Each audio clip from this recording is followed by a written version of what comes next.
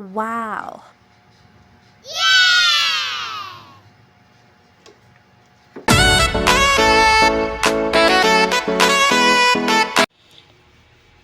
Hello guys, so ngayon magluluto ako ng garlic butter shrimp. Meron tayong shrimp,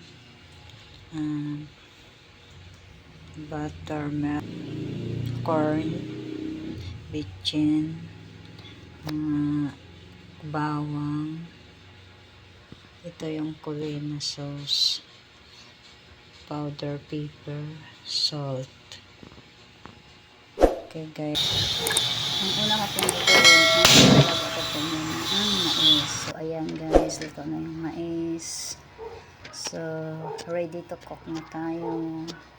So ayan, nilalagay ko na sa pinggan. So ngayon naghiwa din ako ng bawang at nagpainit na ng kawali. Then pag mainit ng kawali, nilagay ko na yung butter. Tunawin lang siya, tunawin lang natin, tunawin, halakayin lang ng halakayin hanggang sa matunaw po siya. Ayan guys, so ayan, lapit na siya matunaw, kukunti na lang. Pag natunaw na yan ay isusunod na natin ang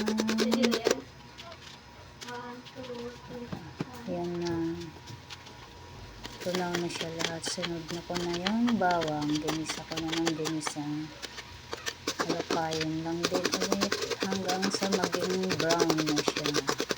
Pag maging brown na po siya, isusunod naman natin ang lapit na siya mag brown.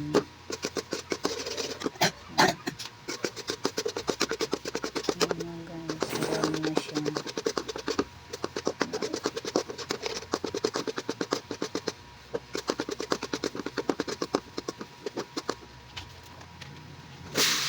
So, isusunod na natin yung hito.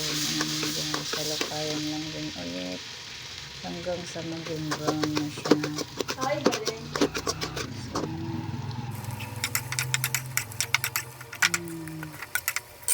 Lapit na siya. So, isinunod ko na rin yung nilagang mais. Nilagyan ko na ng konting asin, pamintang powder.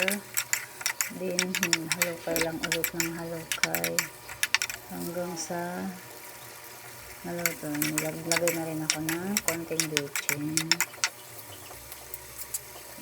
Halukay again. Tapos, sinunod ko na yung kulina sauce. Pwede din po yung oyster sauce. So, dahil ang available lang sa akin ay kulina sauce. So, pwede na. Nilagay ko. Yung ang nilagay ko yung kulina sauce.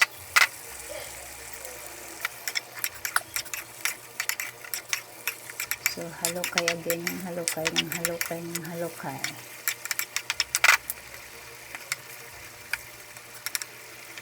Ayan guys.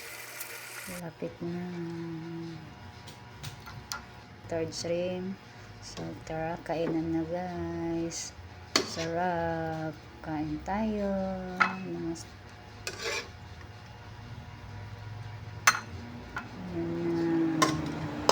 Super yummy. Sigurado taob ang kaldero nyo pag ito ang ulam nyo.